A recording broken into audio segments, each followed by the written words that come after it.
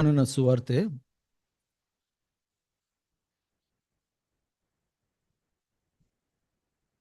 16ನೇ ಅಧ್ಯಾಯ. ಯೋಹಾನನ ಸುವಾರ್ತೆ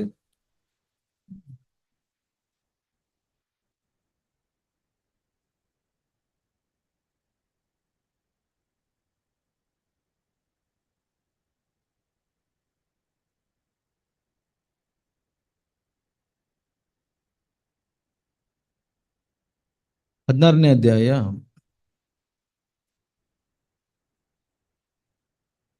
32ನೇ ವಚನ. ನಿಮ್ಮಲ್ಲಿ ಒಬ್ಬೊಬ್ಬನು ತನ್ನ ತನ್ನ ಸ್ಥಳಕ್ಕೆ ಚದರಿ ಹೋಗಿ ನನ್ನನ್ನು ಒಂಟಿಯಾಗಿ ಬಿಡುವ ಕಾಲ ಬರುವುದು, ಈಗ ಬಂದಿದೆ. ಆದರೆ ನಾನು ಒಂಟಿಗನಲ್ಲ, ತಂದೆಯು ನನ್ನ ಸಂಗಡ ಇದ್ದಾನೆ. ನೀವು ನನ್ನಲ್ಲಿದ್ದು ಮನಃಶಾಂತಿಯನ್ನು ಹೊಂದಿದವರಾಗಿರಬೇಕೆಂದು ಇದನ್ನೆಲ್ಲ ನಿಮಗೆ ಹೇಳಿದ್ದೇನೆ. ಲೋಕದಲ್ಲಿ ನಿಮಗೆ ಸಂಕಟ ಉಂಟು, ಧೈರ್ಯವಾಗಿರಿ, ನಾನು ಲೋಕವನ್ನು ಜಯಿಸಿದ್ದೇನೆ. ಸೊ ಇಲ್ಲಿ ಯೇಸು ಸ್ವಾಮಿ ಒಂದು ರಹಸ್ಯನ ಹೇಳ್ತಾರೆ. ಒಬ್ಬ ಪ್ರತ್ಯೇಕವಾಗಿ ನಾನು ಸಹೋದರಿಯರು ಮದುವೆ ಆಗುವಾಗ, ಸೊ ಈ ಥರ ನನಗೆ ಅನಿಸುತ್ತೆ, ನಾನು ನೋಡುವಾಗ ಒಂದು ಸಹೋದರಿ ಮದುವೆ ಆಗಬೇಕು ಅಂತ ಡಿಸೈಡ್ ಮಾಡಿ ಮದುವೆ ಆದಾಗ ಏನಾಗುತ್ತೆ, ಮದುವೆ ಆಗಿದ್ರೆ ಸಹೋದರಿಯರಿಗೆಲ್ಲ ಗೊತ್ತಿದೆ, ನೀವು ನಿಮ್ಮ ಮನೆ ಕುಟುಂಬ ಎಲ್ಲ ಬಿಟ್ಬಿಟ್ಟು ಯಾರೋ ಒಬ್ಬ ವ್ಯಕ್ತಿ ಜೊತೆ ಹೋಗ್ತೀರ ಸಪ್ರೇಟಾಗಿ. ಯೇಸು ಸ್ವಾಮಿ ಹೇಳ್ದಂಗೆ ಅನಿಸುತ್ತೆ, ಸಮಯ ಬರುತ್ತೆ ನನ್ನನ್ನೆಲ್ಲ ಕೈ ಬಿಟ್ಬಿಡ್ತಾರೆ, ಆದರೆ ನಾನು ಒಂಟಿಗನಾಗಿಲ್ಲ ಅಂತ. ಸೊ ಇದು ನೋಡಿ, ಹೋರಾಟ ಇದು. ಭಾಳಷ್ಟು ಸಲ ನಮ್ಗೆ ಅನಿಸುತ್ತೆ, ಎಲ್ಲರೂ ಕೈ ಬಿಟ್ಬಿಟ್ರಲ್ಲ, ಇವಾಗ ನಮ್ಗೆ ಯಾರು ಇಲ್ವಲ್ಲ ಅಂತ ಅನ್ಸುತ್ತೆ. ಆ ಥರ ಸಮಯಗಳು, ಪರಿಸ್ಥಿತಿಗಳು ಬರುತ್ತೆ. ಮದುವೆ ಆದಮೇಲೆ ಅನಿಸುತ್ತೆ. ಅದರಲ್ಲೂ ನೀವು ಗಂಡನ ನಂಬ್ಕೊಂಡು ಗಂಡನ ಮನೆಗೆ ಹೋದಾಗ ಗಂಡನೇ ನಿಮ್ಮನ್ನು ಸರಿಯಾಗಿ ನಡ್ಸ್ಕೊಳ್ಲಿಲ್ಲ ಅಂದರೆ ನಿಮ್ಗೆ ಹಂಗೆ ಅನಿಸುತ್ತೆ. ನೀವೆಲ್ಲ ಅನುಭವಿಸಿರ್ತೀರ. ಇದು ಸಾಮಾನ್ಯವಾಗಿ ಬರುವಂಥ ಶೋಧನೆ. ಯಾಕೆಂದರೆ ಈ ಲೋಕದಲ್ಲಿ ನಾವು ಎಷ್ಟು ಲೋಕದ ಮೇಲೆ ಭರವಸೆ ಇಡ್ತೀವಿ, ಅಷ್ಟು ನಮಗೆ ಏನಂತಾರೆ, ಏಟು ಬೀಳುತ್ತೆ ಅಂತ ಹೇಳ್ಬೋದು, ಕಷ್ಟ ಆಗುತ್ತೆ. ಸೊ ನನ್ನ ಗಂಡನ ಮೇಲೆ ಭರವಸೆ ಇಟ್ಟೆ, ಅವನೇ ನನ್ನನ್ನು ನಂಬ್ತಾ ಇಲ್ವಲ್ಲ, ಅಥವಾ ಗಂಡ ಹೆಂಡತಿ ಮೇಲೆ ಹೇಳ್ತಾನೆ, ಸೊ ನೋಡಿ ಈಕೆನೇ ನನ್ನ ನಂಬ್ತಾ ಇಲ್ಲ. ಈ ಥರ ಶೋಧನೆಗಳೆಲ್ಲ ಬರುತ್ತೆ. ಬಟ್ ಒಂದು ಮರಿಬಾರ್ದು, ದೇವರು ಇವಾಗ ನೀವು ಹೊಸದಾಗಿ ಹುಟ್ಟಿದ್ದೀರಾ ಅಂದರೆ ದೇವರು ನಿಮ್ಮ ಸಮಯ, ಸಂದರ್ಭ, ಪರಿಸ್ಥಿತಿ, ನೀವು ಹೋಗುವಂಥ ಎಲ್ಲ ಸನ್ನಿವೇಶಗಳನ್ನು ದೇವರೇ ನಿಯೋಜಿಸ್ತಾರೆ. ದೇವರು ನಿಯೋಜಿಸಿರುವಂಥದ್ದು ಅದು ಎಲ್ಲಿ ನಮಗೆ ಗೊತ್ತಾಗುತ್ತೆ? ಇವಾಗ ಕೂಡ ನೀವು ಪರಿಸ್ಥಿತಿಗಳನ್ನು ಅನುಭವಿಸ್ತಾ ಇರ್ಬೋದು. ಏನು ನನಗೆ ಯಾಕೆ ಹಿಂಗೆ, ನನಗೆ ಯಾಕೆ ಹಂಗಾಗ್ತಾ ಇದೆ, ಹೀಗಾಗ್ತಾ ಇದೆ, ಏನಕ್ಕೆ ಈ ಪರಿಸ್ಥಿತಿ, ಕಷ್ಟ, ನೋವು, ಚಿಂತೆ, ಹೀಗೆಲ್ಲ ಅನ್ನಿಸ್ಬೋದು. ಅದು ದೇವರು ನಿಯೋಜಿಸಿರೋದು ಅಂತ ಗೊತ್ತಾಗೋದು ಎಲ್ಲಿಂದ? ಯೇಸು ಸ್ವಾಮಿ. ಯೇಸು ಸ್ವಾಮಿ ಎಲ್ಲ ಪರಿಸ್ಥಿತಿಯನ್ನು, ಎಲ್ಲ ವ್ಯಕ್ತಿಗಳನ್ನು, ಎಲ್ಲ ವಿಕೋಪಗಳನ್ನು ಅವರು ಎದುರಿಸುವಾಗ ಅವ್ರ ಮನಸ್ಸಲ್ಲಿದ್ದೇನು? ಅಪ್ಪ ತಂದೆ, ನೀನು ಅನುಮತಿಸಿದೀಯಾ? ಅದಕ್ಕೆ ಅವ್ರು ಹೇಳ್ತಾರೆ, ನನಗೆ ಎಲ್ಲ ಬಿಟ್ಟು ಹೋಗ್ತಾರೆ, ಆದರೆ ನಾನು ಒಬ್ಬಂಟಿಗನಲ್ಲ. ಅವ್ರು ಹೇಳ್ಬೋದಿತ್ತಲ್ಲ, ನೀವೆಲ್ಲ ಇಷ್ಟು ದಿವಸ ನಾನು ನೋಡಿಕೊಂಡೆ, ನಿಮಗೆ ಜೊತೆಲಿ ಊಟ ಹಾಕಿದೆ, ನಿಮ್ಗೆ ಎಷ್ಟೆಲ್ಲ ಒಳ್ಳೆ ಕಾರ್ಯಗಳನ್ನು ಮಾಡಿದೆ, ಆದರೆ ನನ್ನ ಬಿಟ್ಟು ಹೋಗ್ತಾ ಇದ್ದೀರಲ್ಲ ಯಾಕೆ ಅಂತ ಹೇಳಿಲ್ಲ. ನೀವೆಲ್ಲ ಹೋಗ್ತೀರಾ, ಆದರೆ ನನ್ನ ತಂದೆ ನನ್ನ ಜೊತೆಲಿದ್ದಾರೆ. ಯಾಕೆ ಅಂದರೆ ನನ್ನ ತಂದೆನೇ ಇದನ್ನೆಲ್ಲ ಅನುಮತಿಸ್ತಾ ಇರೋದು. ನೋಡಿ, ಆ ನಂಬಿಕೆ ಇದೆಯಲ್ಲ, ಅದು ಬಹಳ ಮುಖ್ಯ. ನಿಮಗೆ ನಂಬಿಕೆ ಇದ್ದರೆ ನೀವು ಎಲ್ಲ ಪರಿಸ್ಥಿತಿಗಳನ್ನು ಗೆಲ್ಲಬಹುದು. ಯಾಕೆ ಅಂದರೆ ಯೇಸು ಸ್ವಾಮಿ ಗೆದ್ರು. ಅದೇ ಮಾತು ಹೇಳ್ತಾ ಇದ್ದಾರೆ ಅವರು. ಏನು ಹೇಳ್ತಾರೆ ಇಲ್ಲಿ? ನಾನು ಯಾಕೆ ಇದೆಲ್ಲ ಹೇಳ್ತಾ ಇದ್ದೀನಿ ಅಂತ ಅಂದರೆ, ನನ್ನಲ್ಲಿದ್ದು ಮನಃಶಾಂತಿ ಹೊಂದಿರಬೇಕೆಂದು ಇದನ್ನೆಲ್ಲ ನಿಮಗೆ ಹೇಳಿದ್ದೇನೆ. ನೀವು ಕ್ರಿಸ್ತನಲ್ಲಿ ಇದ್ದರೆ, ನಿಮ್ಮ ಹೃದಯದಲ್ಲಿ ಕ್ರಿಸ್ತನು ಇದ್ದರೆ, ಅಂದರೆ ಪವಿತ್ರಾತ್ಮನು ಇದ್ದರೆ, ಕ್ರಿಸ್ತನ ಆತ್ಮ ನಿಮ್ಮ ಮನಸ್ಸಿನಲ್ಲಿದ್ದರೆ ಇದೇ ಮನಸ್ಥಿತಿ ಇರುತ್ತೆ ನಿಮಗೆ. ನಿಮಗೆ ಏನಿರುತ್ತೆ, ಮನಃಶಾಂತಿ ಇರುತ್ತೆ. ನಿಮ್ಮ ಗಂಡ ಹೇಗೆ ಬಿಹೇವ್ ಮಾಡ್ಬೋದು, ಇಲ್ಲ ನಿಮ್ಮ ಹೆಂಡತಿ ಹೇಗೆ ಬಿಹೇವ್ ಮಾಡ್ಬೋದು, ಬಿಹೇವ್ ಅಂದರೆ ನಡ್ಕೊಳ್ಬೋದು, ಪರಿಸ್ಥಿತಿಗಳು ಹೇಗಿರ್ಬೋದು, ಕಷ್ಟಗಳು ಏನೇ ಬರ್ಬೋದು.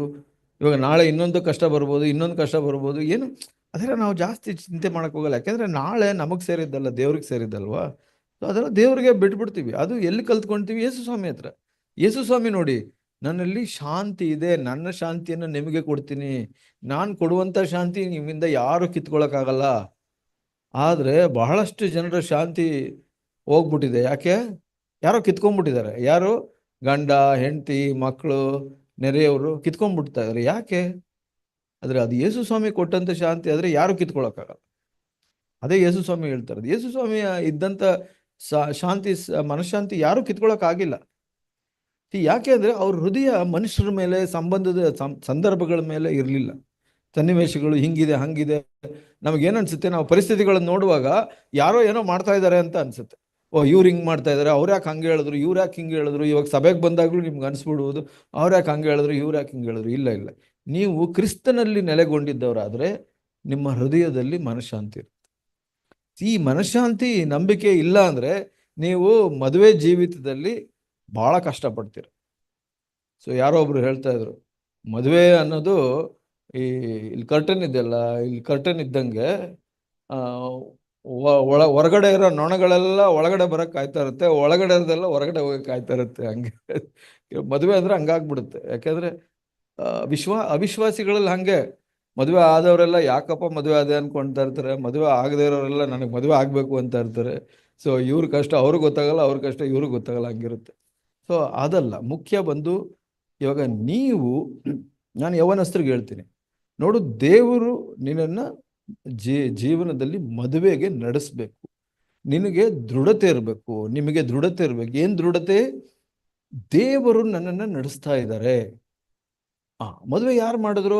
ಅಪ್ಪ ಮಾಡಿದ್ರು, ಬ್ರದರ್ಸ್ ಮಾಡಿದ್ರು, ಎಲ್ಡರ್ಸ್ ನೋ, ಮದುವೆ ದೇವ್ರು ಮಾಡಿದ್ರು ಅನ್ನೋ ಒಂದು ದೃಢತೆ ನಿಮ್ಗಿರ್ಬೇಕು.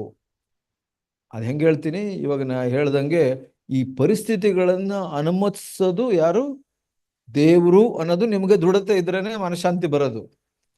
ಇಲ್ಲಾಂದ್ರೆ ಏನಾಗ್ಬಿಡುತ್ತೆ, ಓ ಇವ್ರು ಹಂಗೆ ಮಾಡಿದ್ರು, ಇವ್ರು ಹಿಂಗೆ ಹೇಳಿದ್ರು, ಅವ್ರು ಹಂಗೆ ಮಾಡಿದ್ರು, ಈ ಥರ ಎಲ್ಲ ಯೋಚನೆ ಬರುತ್ತೆ. ಯಾಕೆಂದರೆ ಮನುಷ್ಯರೇ ನಮ್ಮ ಮನಸ್ಸಲ್ಲಿ ತುಂಬ್ಕೊಂಡ್ಬಿಡ್ತಾರೆ. ಮನುಷ್ಯರು ಪರಿಸ್ಥಿತಿಗಳೇ ನಿಮ್ಮ ತಲೆಯಲ್ಲಿ ತುಂಬಿಕೊಂಡಿದೆ ಅಂದರೆ ಅದ್ರ ಅರ್ಥ ಏನು? ಮತ್ತಾಯ 5:8, ಮನುಷ್ಯರು ಪರಿಸ್ಥಿತಿಗಳೇ ನಿಮ್ಮ ಮನಸ್ಸಲ್ಲಿ ತುಂಬಿಕೊಂಡಿದೆ ಅಂದರೆ ಅದರ ಅರ್ಥ ಏನು? ಯಾರಾದರೂ ಓದಿ. ನೋಡಿ, ಆ ದೇವ್ರು ಕಾಣಿಸ್ತಾ ಇಲ್ಲ, ಮನುಷ್ಯರು ಪರಿಸ್ಥಿತಿಗಳೇ ಕಾಣಿಸ್ತಾ ಇದೆ. ಆವಾಗ ನಿರ್ಮಲ ಚಿತ್ತರಲ್ಲ ಅಂದ್ರೆ ನಿಮ್ಮ ಮನಸ್ಸು ಹಾಳಾಗಿದೆ ಅಂತ ಅರ್ಥ. ಪ್ಯೂರ್ ಅಂತ ಶುದ್ಧವಾಗಿದೆ. ಇವಾಗ ಶುದ್ಧ ಹೃದಯ ಉಳ್ಳವರು. ಇವಾಗ ನಮಗೆ ಮನುಷ್ಯರು ಪರಿಸ್ಥಿತಿಗಳು ಕಾಣಿಸ್ತಾ ಇದೆ, ನೋಡಪ್ಪ ಇವ್ರು ಕಷ್ಟ ಕೊಡ್ತಾರೆ, ನನ್ನ ಗಂಡ, ನನ್ನ ಹೆಂಡತಿ, ನನ್ನ ಮಕ್ಕಳು, ನನ್ನ ನೆರೆಯವ್ರು, ಹಂಗೆ ಕಾಣಿಸ್ತಾ ಇದೆ. ಅಥವಾ ಕೆಲವು ಸೈತಾನ ಕಷ್ಟ ಕೊಡ್ತಾ ಇದ್ದಾನೆ ಅಂತ ಕಾಣಿಸ್ತಾ ಇದೆ ಅಂದರೆ ನಿಮ್ಮ ಹೃದಯ ಅಶುದ್ಧವಾಗಿದೆ ಅಂತ ಅರ್ಥ. ಅಕಸ್ಮಾತ್ ನಿಮಗೆ ಮನುಷ್ಯರು ಕಾಣ್ತಾ ಇಲ್ಲ, ದೇವ್ರು ಕಾಣ್ತಾ ಇದ್ದಾರೆ, ದೇವ್ರೆ ನೀನು ಅನುಮತಿಸಿದೀಯಾ, ಇದರಿಂದ ಏನು ಕಲಿಬೇಕು ನನಗೆ ಕಲಿಸ್ಕೊಡು, ನಿನ್ನ ಶಕ್ತಿ ಕೊಡು ನಾನು ಎದುರಿಸ್ಲಿಕ್ಕೆ ಅಂತ ಅಂದರೆ ಆವಾಗ ನೀವು ಶುದ್ಧ ಹೃದಯ ಉಳ್ಳವರು. ಆವಾಗ ಯೇಸು ಸ್ವಾಮಿ ಹೇಳಿದಂಥ ಆ ಮನಃಶಾಂತಿ ನಿಮ್ಮಲ್ಲಿರುತ್ತೆ. ಸೊ ಇದನ್ನು ನೆನ್ಪಿಟ್ಕೊಳ್ಳಿ. ಇದು ನಾನು ಒಂದು ದಿವಸಕ್ಕೆ ಹೇಳ್ತಾ ಇಲ್ಲ, ಇದು ನಾಳೆಯಿಂದ ಪ್ರತಿ ದಿವಸ ನಿಮ್ಮ ಮನಸ್ಸಲ್ಲಿ ಇರಬೇಕು. ನಿಮ್ಮ ಗಂಡ ಏನೇ ಹೇಳಿ, ನಿಮ್ಮ ಹೆಂಡತಿ ಏನೇ ಹೇಳಿ, ಹೆಂಡತಿ ಕಾಣಿಸ್ಬಾರ್ದು, ಗಂಡ ಕಾಣಿಸ್ಬಾರ್ದು. ಯಾರು ಕಾಣಿಸ್ಬೇಕು? ಓಕೆ, ಎಲ್ಲ ಹೇಳ್ಬಿಟ್ರಿ ದೇವರು ಅಂತ. ಇನ್ನು ಮುಂದೆ ನಿಮ್ಮ ಮನಃಶಾಂತಿ ಯಾವತ್ತೂ ಹೋಗ್ಬಾರ್ದು. ಅಲ್ಲಿಂದ ಮುಂದೆ ಯೆಶಾಯ 58ನೇ ವಚನ. ಯೆಶಾಯ 58ರಲ್ಲಿ ಬಹಳ ಒಳ್ಳೆಯ ವಾಗ್ದಾನ ಇದೆ. ಇದನ್ನು ಬೇಕಾದರೆ ನಿಮ್ಮ ಮನೆಯಲ್ಲಿ ಬರೆದ್ಬಿಟ್ಟು ಗೋಡೆಗೆ ಅಂಟಿಸಿಟ್ಕೊಳ್ಳಿ. 11ನೇ ವಚನ, ಯೆಹೋವನು ನಿಮ್ಮನ್ನು ನಿತ್ಯವೂ ನಡೆಸುತ್ತಾ ಮರುಭೂಮಿಯಲ್ಲಿಯೂ ನಿಮ್ಮ ಆತ್ಮವನ್ನು ತೃಪ್ತಿಗೊಳಿಸುವನು. ನೋಡಿ ಎಷ್ಟು ಒಳ್ಳೆ ವಾಗ್ದಾನ. ಇಲ್ಲಿ ಮರುಭೂಮಿಯಲ್ಲೂ ನಿಮ್ಮನ್ನು ತೃಪ್ತಿಗೊಳಿಸುವನು ಅಂದರೆ ಅದು ಯೋಚನೆ ಮಾಡಿ ನೀವು. ಪರಿಸ್ಥಿತಿ ಚೆನ್ನಾಗಿಲ್ಲ ಅಂದ್ರೂ ನಿಮಗೆ ಒಂದು ಶಾಂತಿ ಕೊಡ್ತಾರೆ ದೇವರು, ಒಂದು ಸಮಾಧಾನ ಬರುತ್ತೆ, ಒಂದು ತೃಪ್ತಿ ಇರುತ್ತೆ. ಇವಾಗ ನಾಳೆ ಕಷ್ಟದಲ್ಲಿ ಹೋಗುವಾಗ ದೇವರೇ ನೀನು ನನ್ನ ಜೊತೆಲಿದ್ದೀಯಲ್ಲ, ಯಾಕೆಂದ್ರೆ ನೀನು ಅನುಮತಿಸಿರೋದು, ನೀನು ನನ್ನ ಕೈ ಹಿಡ್ಕೊಂಡಿದ್ರೆ ಸಾಕು. ಯಾಕೆಂದ್ರೆ ಈ ಲೋಕದಲ್ಲಿ ನಿಮಗೆ ಕಷ್ಟ ಬಂದೇ ಬರುತ್ತೆ, ಕಷ್ಟ ಇಲ್ಲದೆ ಇರೋದು ಯಾವುದು? ನಿಮಗೆ ಕಷ್ಟ ಅನ್ಸುತ್ತೆ, ಆಕ್ಚುಲಿ ಅದು ದೇವರು ಅನುಮತಿಸಿರೋದು. ದೇವರು ನಿಮ್ಮನ್ನ ಸಿದ್ಧಪಡಿಸ್ಲಿಕ್ಕೆ, ನಿಮಗೆ ತಯಾರು ಮಾಡಲಿಕ್ಕೆ, ಅಥವಾ ನಿಮ್ಮನ್ನ ನಿಮಗೆ ಕಲಿಸ್ಲಿಕ್ಕೆ, ತಿದ್ದಲಿಕ್ಕೆ ಒಂದು ಪರಿಸ್ಥಿತಿಗಳನ್ನು ಅನುಮತಿಸ್ತಾರೆ. ಇವಾಗ ನೀವು ಒಂದು ಉದಾಹರಣೆ ನೋಡಬೇಕು ಅಂದ್ರೆ, ನಿಮ್ಮ ಮಕ್ಕಳನ್ನ ನೀವು ಸ್ಕೂಲ್ಗೆ ಕಳಿಸ್ತಿರಲ್ವಾ? ನೀವೇ ಕಳಿಸೋದು, ನೀವು ತಂದೆ ತಾಯಿನೇ ಮಕ್ಕಳನ್ನ ಸ್ಕೂಲ್ಗೆ ಕಳಿಸ್ತೀರ. ಬಟ್ ಅವ್ರೇನು ಅನ್ಕೊಂತಾರೆ, ಅಯ್ಯೋ ನಮ್ಮ ಅಪ್ಪ ಅಮ್ಮ ತುಂಬಾ ಕಷ್ಟ ಕೊಡ್ತಾ ಇದಾರಪ್ಪ, ತುಂಬಾ ಕಷ್ಟ ಕೊಡ್ತಾ ಇದಾರೆ. ಅವ್ರಿಗೆ ಹಂಗ ಅನ್ಸುತ್ತೆ. ಅದು ಹೆಂಗ ಅನ್ಸುತ್ತೆ ಅಂದ್ರೆ, ನೀವು ಸ್ಕೂಲ್ಗೆ ಹೋದಾಗ ನಿಮ್ಗೆ ಅನ್ಸಿತ್ತಲ್ಲ, ನೀವು ಸ್ಕೂಲ್ಗೆ ಹೋದಾಗ ನಿಮ್ಮ ತಂದೆ ತಾಯಿ ಸ್ಕೂಲ್ಗೆ ಹಾಕ್ದಾಗ ನಿಮ್ಗೆ ಅನ್ಸಿಲ್ವಾ ಹಂಗೆ? ಅಯ್ಯೋ ಏನು ಕಷ್ಟ ಕೊಡ್ತಾರಪ್ಪ ಇವರು. ಒಂದು ಕಡೆ ಅಪ್ಪ ಅಮ್ಮ ಕಷ್ಟ ಕೊಡ್ತಾರೆ, ಒಂದು ಕಡೆ ಟೀಚರ್ ಕಷ್ಟ ಕೊಡ್ತಾರೆ, ಎಲ್ಲ ಕಷ್ಟ. ಇದೆಲ್ಲ ಏನಕ್ಕೆ ಬೇಕಾಗಿತ್ತು? ಯಾರೋ ಒಬ್ಬ ಹುಡುಗ ಹೇಳ್ತಾ ಇದ್ದಂತೆ, ಅಯ್ಯೋ ನನಗೆ ಸ್ಕೂಲ್ಗೆ ಇರಲ್ಲ ಬೇಡಪ್ಪ, ನಾನು ಬೇಕಾದ್ರೆ ಹೋಗಿ ಕೆಲಸ ಮಾಡ್ತೀನಿ ಅಂತ. ಸೊ ಹಂಗೆ ನೋಡಿ, ಆದರೆ ದೇವರು ಅನುಮತಿಸ್ತಾರೆ ಪರಿಸ್ಥಿತಿಗಳನ್ನ. ನೀವು ಸರಿಯಾಗಿ ನೋಡಿದ್ರೆ ಅದು ಮಾನವೀಯವಾಗಿ ನೋಡಿದ್ರೆ ಓ ಇದು ಕಷ್ಟ ಅಂತ ಅನ್ಸುತ್ತೆ. ಬಟ್ ಆದರೆ ದೈವಿಕವಾಗಿ ನೋಡಿದ್ರೆ ಅದು ದೇವರು ನಿಮ್ಮ ಒಳ್ಳೇದಕ್ಕೆ ಅನುಮತಿಸ್ತಾ ಇರೋದು. ಅದರಲ್ಲಿ ಏನೋ ಕಲಿಯಕ್ಕಿದೆ. ಯಾಕೆಂದ್ರೆ ಅದು ತಾನಾಗೆ ಬರುವಂಥದ್ದು. ಇವಾಗ ಕೆಲವು ಕಷ್ಟಗಳು ನಾವಾಗೆ ಮಾಡ್ಕೊಳ್ಳುವಂಥದ್ದಿದೆ. ಕೆಲವರು ಹಣದ ವಿಷಯದಲ್ಲಿ ತಪ್ಪು ದಾರಿ ಹಿಡಿದು ತಪ್ಪಾಗಿ ನಡೆಸಲ್ಪಟ್ಟು ಅವರ ಹಣದ ತೊಂದರೆಗಳಿಗೆ ಸಿಕ್ಕಾಕೊಳ್ತಾರೆ. ಅದು ಯಾರು ಮಾಡ್ಕೊಂಡಿದ್ದು? ಅವರೇ ಮಾಡ್ಕೊಂಡಿದ್ದು. ಅದು ದೇವ್ರಿಗೆ ಸಂಬಂಧಪಟ್ಟಿದ್ದಲ್ಲ. ಆದ್ರೆ ಎಲ್ಲಿ ನೀವು ಸಮಾಧಾನವಾಗಿ ದೇವ್ರ ಚಿತ್ತ ಹುಡುಕಿ, ಇವಾಗ ಕಷ್ಟಪಟ್ಟು ದೇವ್ರ ಚಿತ್ತ ಹುಡುಕಿ ಮದುವೆ ಆಗ್ತಾರೆ. ಮದುವೆ ಆಗಿದ ತಕ್ಷಣ ಗೊತ್ತಾಗುತ್ತೆ, ಓ ಏನಪ್ಪ ಇದು ಇಷ್ಟೊಂದು ಕಷ್ಟ ಅಂತ ಅನ್ಸುತ್ತೆ. ಕಷ್ಟ ಅಲ್ಲ ಅದು ಪರಿಸ್ಥಿತಿ. ಅದನ್ನ ನೀವು ಕಲಿಬೇಕು ಅಂತ ಅಂದ್ಬಿಟ್ಟು ದೇವ್ರು ಅನುಮತಿಸ್ತಾರೆ. ಇವಾಗ ಹೆಂಡತಿ ಗಂಡನ ಮೇಲೆ ಬಹಳ ಭರವಸೆ ಇಟ್ಕೊಂಡು, ನನ್ನ ಗಂಡ ಹಿಂಗೆ ಅಂದ್ಕೊಂಡಿದ್ರೆ ಸಡನ್ ಆಗಿ ಗಂಡನಿಂದನೇ ಏನಂತ ಹೇಳ್ತಾರೆ, ಡಿಸಪಾಯಿಂಟ್ಮೆಂಟ್ಸ್ ಬರುತ್ತೆ. ಅವಾಗ ಬಂದಾಗ ಅದರ ಅರ್ಥ ಏನು? ಅದರ ಅರ್ಥ ಅಬ್ರಹಾಮನಿಗೆ ಕೂಡ ಹಂಗೆ ಆಯ್ತು. ಅಬ್ರಹಾಮ, ಅಯ್ಯೋ ದೇವ್ರೇ ನನಗೆ ವಾಗ್ದಾನ ಕೊಡು, ನೀನು ವಾಗ್ದಾನ ಪೂರೈಸು ಅಂತ ಇಸಾಕನ್ ಕೊಟ್ಬಿಟ್ರು. ಇಸಾಕನ್ ಕೊಟ್ಟಾಗ ದೇವ್ರನ್ನ ಬಿಟ್ಬಿಟ್ಟು ಇಸಾಕನ್ನೇ ಅಂಟ್ಕೊಂಡ್ಬಿಟ್ಟ. ಅವಾಗ ಏನಾಯ್ತು? ಸರಿ ಇವಾಗ ಇಸಾಕನ್ ಕೊಡು ನೀನು ಅಂತ ಹೇಳ್ತಾರೆ. ಇಸಾಕನ್ನ ಬಿಟ್ಕೊಡು ಅಂತ. ಅವನು ಯಾವಾಗ ಬಿಟ್ಕೊಡೋ ಮನ್ಸು ಮಾಡ್ತಾನೆ, ಓ ಸರಿ ಹಂಗಿದ್ರೆ ಇವಾಗ ತಗೋ, ನೀನು ಯಾವಾಗ ನನ್ನ ಅಂಟ್ಕೊಂಡಿರ್ಬೇಕು. ಇವಾಗ ಗಂಡ ಹೆಂಡತಿ ಯಾಕೆ ಸಮಾಧಾನ ಇರಲ್ಲ? ಅವರು ಕ್ರಿಸ್ತನನ್ನ ಅಂಟ್ಕೊಳ್ಳೋ ಬದಲಿಗೆ ಒಬ್ಬರಿಗೊಬ್ರು ಅಂಟ್ಕೊಳ್ಳೋಕೆ ಪ್ರಯತ್ನ ಮಾಡ್ತಾರೆ. ಅದಕ್ಕೇನೆ ಕಷ್ಟ ಜಾಸ್ತಿ ಇರುತ್ತೆ. ಇವಾಗ ನಾನು ಜಾಕ್ ಸಿಸ್ಟರ್ ಆ್ಯನಿನಲ್ಲಿ ನಾನು ನೋಡಿರೋದು ಏನಂದ್ರೆ, ಭಾಳ ಹತ್ರದಿಂದ ನೋಡಿದೆ.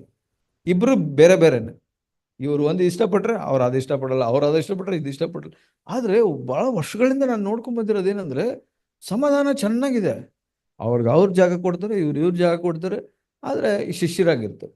ಇವಾಗ ನೀವು ಯೇಸು ಸ್ವಾಮಿಯನ್ನ ಅವಲಂಬಿಸಿ ನೀವು ಶಿಷ್ಯರಾಗಿದ್ರೆ, ಯಾವ ಅಂದ್ರೆ ನಾನು ಕಷ್ಟದ ಪರಿಸ್ಥಿತಿ ಬರಲ್ಲ ಅಂತ ಹೇಳ್ತಾ ಇಲ್ಲ, ಬರುತ್ತೆ. ಬಟ್ ಆದ್ರೆ ಅದನ್ನ ನಿಭಾಯಿಸಿ ನೀವು ಸಮಾಧಾನ ಹುಡ್ಕೊಳ್ಳೋಕ್ಕೆ ನಿಮಗೆ ದೇವರು ಕೃಪೆ ಕೊಡ್ತಾರೆ.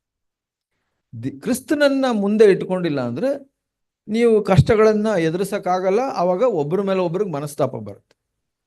ಅವ್ರು ಸರಿ ಇಲ್ಲ, ಇವ್ರು ಸರಿ ಇಲ್ಲ. ಗಂಡ ಹೇಳತ್ತೆ ಹೆಂಡತಿ ಬದಲಾಗಬೇಕು ಅಂತ, ಹೆಂಡತಿ ಹೇಳೋದು ಗಂಡ ಬದಲಾಗಬೇಕು ಅಂತ. ಅದು ಎರಡೂ ನಡೆಯಲ್ಲ, ಯಾವಾಗಲೂ ಗಲಾಟೆ ನಡೀತಾ ಇರುತ್ತೆ. ಸೊ ಅದಕ್ಕಾಗಿ ನಮ್ಮ ದೃಷ್ಟಿ ದೇವ್ರ ಮೇಲೆ ಇರಬೇಕು, ನಮ್ಮ ಭರವಸೆ ಕ್ರಿಸ್ತನಲ್ಲಿರ್ಬೇಕು. ಆವಾಗ ಎಲ್ಲ ಪರಿಸ್ಥಿತಿಗಳನ್ನ, ಕಷ್ಟದ ಪರಿಸ್ಥಿತಿಗಳನ್ನ ನಿಭಾಯಿಸ್ಲಿಕ್ಕೆ ನೋಡಿ. ಅದಕ್ಕೆ ನೋಡಿ, ಮದುವೆ ಆಗಿದ ತಕ್ಷಣ ದೇವ್ರ ಮಕ್ಕಳನ್ನ ಕೊಡಲ್ಲ, ಸ್ವಲ್ಪ ಟೈಮ್ ಆಗುತ್ತೆ. ಯಾಕೆ ಅಂದ್ರೆ ಅವರು ರೆಡಿ ಆಗಬೇಕು. ಸ್ವಲ್ಪ ಅವರಿಬ್ಬರು ಸೆಟ್ಲ್ ಆದ್ಮೇಲೆ ಮಗುನ್ ಕೊಡ್ತಾರೆ. ಅವ್ರು ಸೆಟ್ಲ್ ಆದ್ಮೇಲೆ ಮಗುನ್ ಕೊಟ್ಮೇಲೆ ಆ ಮಗು ಅಂದ್ರೆ ಒಂದು ಜವಾಬ್ದಾರಿ, ಅದನ್ನ ನೋಡ್ಕೊಳ್ಳೋದು. ಯಾಕೆಂದ್ರೆ ಇನ್ನೂ ಕಷ್ಟ ಜಾಸ್ತಿ ಆಗುತ್ತೆ. ನಾನು ಬೆಳಗ್ಗೆ ಯಾರಿಗೋ ಹೇಳ್ತಾ ಇದ್ದೆ, ಕಷ್ಟ ಅಂತ ಅನ್ಕೊಳ್ಬಾರ್ದು. ಇವಾಗ ಮಕ್ಕಳನ್ನೇ ತಗೊಳ್ಳಿ, ಪಾಪ ಅವ್ರು 5ನೇ ಕ್ಲಾಸು ಕಷ್ಟಪಟ್ಟು ಎಲ್ಲ ಸಬ್ಜೆಕ್ಟ್ ಓದಿ ಪಾಸ್ ಮಾಡ್ಬಿಡ್ತಾರೆ. ಮುಗಿತಲ್ಲಪ್ಪ 5ನೇ ಕ್ಲಾಸು ಅನ್ಕೊಂಡ್ರೆ ಏನ್ ಮಾಡ್ತೀರಾ ನೀವು? 6ನೇ ಕ್ಲಾಸ್ಗೆ ಹಾಕ್ಬಿಡ್ತೀರ. ಅದು ಇನ್ನೂ ಕಷ್ಟ ಆಗ್ಬಿಡುತ್ತೆ. ಸೊ ನೋಡಿ, ಅದು ನೀವೇ ಮಾಡುವಂತ.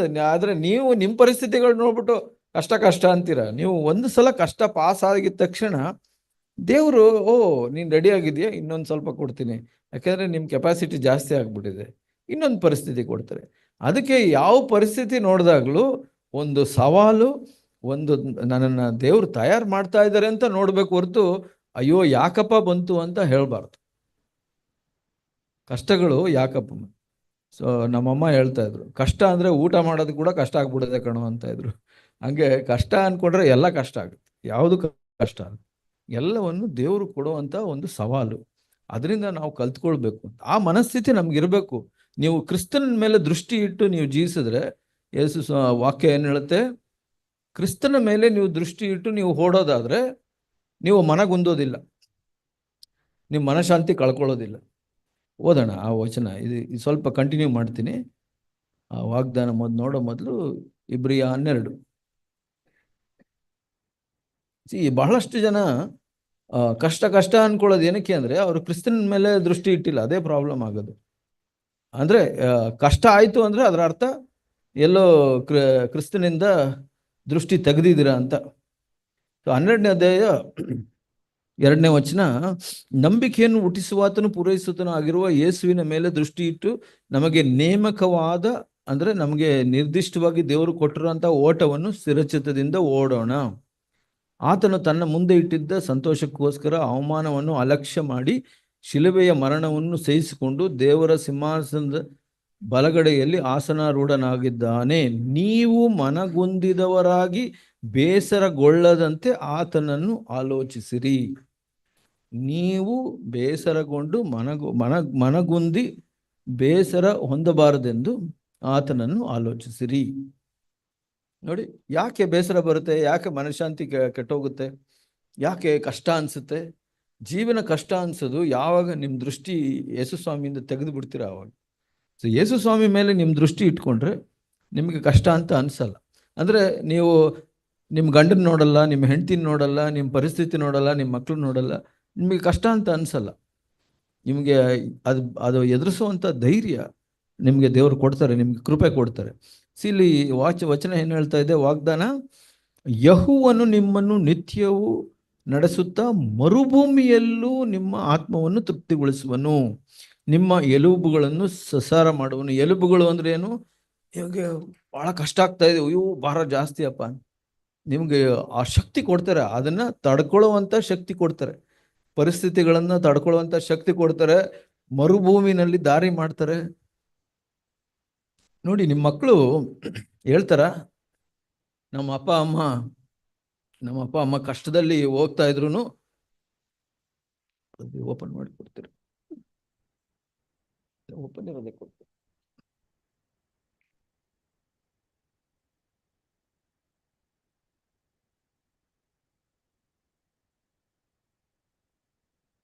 ನಿಮ್ಮ ಮಕ್ಕಳಿಗೆ ನಾವು ಸಾಕ್ಷಿಯಾಗಿರ್ಬೇಕು. ನೀವು ಅಂತ ಹೇಳೋದಕ್ಕಿಂತ ನನ್ನನ್ನು ಸೇರಿಸ್ಕೊಳ್ತೀನಿ. ನಾವು ಮಕ್ಕಳಿಗೆ ಸಾಕ್ಷಿಯಾಗಿರ್ಬೇಕು. ಏನು? ನಮ್ಮ ಅಪ್ಪ ಅಮ್ಮ ಕಷ್ಟ ಬಂದಾಗ ಮನಗುಂದೋದಿಲ್ಲ. ನಮ್ಮ ಅಪ್ಪ ಅಮ್ಮಗೆ ದೇವರಿದ್ದಾರೆ, ನಮ್ಮ ಅಪ್ಪಗೆ ಅಮ್ಮಗೆ ಯಾರೋ ಸಹಾಯ ಮಾಡ್ತಾರೆ, ಏನೋ ಅದ್ಭುತವಾದ ಶಕ್ತಿ ಸಹಾಯ ಮಾಡುತ್ತೆ. ನಮ್ಮ ಅಪ್ಪ ಅಮ್ಮಗೆ ಕಷ್ಟ ಬರುತ್ತೆ, ಆದರೆ ಅವರು ಜಗಳ ಮಾಡೋದಿಲ್ಲ. ಏನೇ ಆದರೂ ಪರಿಸ್ಥಿತಿ ಸಮಾಧಾನ ಮಾಡ್ಕೊಳ್ತಾರೆ, ಕ್ಷಮಿಸ್ತಾರೆ, ಪ್ರೀತಿಸ್ತಾರೆ. ಆದರೆ ಲೋಕದಲ್ಲಿ ಆ ಥರ ಇಲ್ಲ. ನಮ್ಮ ಮನೆಯಲ್ಲಿ ಕಷ್ಟ ಬರುತ್ತೆ, ಡಿಫರೆನ್ಸ್ಗಳು ಬರುತ್ತೆ, ಹೋರಾಟ ಬರುತ್ತೆ. ಆದರೆ ಲೋಕದಲ್ಲಿ ಇರೋರ ಥರ ಸಮಾಧಾನ ಕೆಡಿಸ್ಕೊಂಡಿಲ್ಲ, ಬೇಗ ಸಮಾಧಾನ ಮಾಡ್ಕೊಳ್ತಾರೆ. ನೋಡಿ, ಇದು ಸಾಕ್ಷಿ. ನಾವು ನಮ್ಮ ಮಕ್ಕಳಿಗೆ ಸಾಕ್ಷಿಯಾಗಿರ್ಬೇಕು. ಆಮೇಲೆ ನಾವು ಹೇಳ್ತೀವಿ, ನಮ್ಮ ಮಕ್ಕಳು ಹಿಂಗಿರ್ಬೇಕು, ಹಂಗಿರ್ಬೇಕು, ಹಿಂಗೆ. ಈ ಮಕ್ಕಳಿಗೆ ಅದೇ ಒಂದು ಟೈಮ್ ಇದೆ. ಆ ಟೈಮು ಅಲ್ಲಿ ಅವ್ರಿಗೆ ಹೋರಾಟಗಳಿರುತ್ತೆ, ಪ್ರಶ್ನೆಗಳಿರುತ್ತೆ, ಅರ್ಥ ಆಗಲ್ಲ. ಇವಾಗ ಯೇಸು ಸ್ವಾಮಿ ಮಾತಾಡುವಾಗ ಬಹಳಷ್ಟು ಸಲ ಶಿಷ್ಯರಿಗೆ ಅರ್ಥ ಆಗಿಲ್ಲ. ಅದಕ್ಕೆ ಯೇಸು ಸ್ವಾಮಿ ಏನು ಹೇಳಿದ್ರು, ನಿಮ್ಗೆ ಇವಾಗ ಅರ್ಥ ಆಗಲ್ಲ, ಆದರೆ ಒಂದು ಸಮಯ ಬರುತ್ತೆ ಅರ್ಥ ಆಗುತ್ತೆ ಅಂತೇಳಿ. ಯಾವ ಸಮಯ?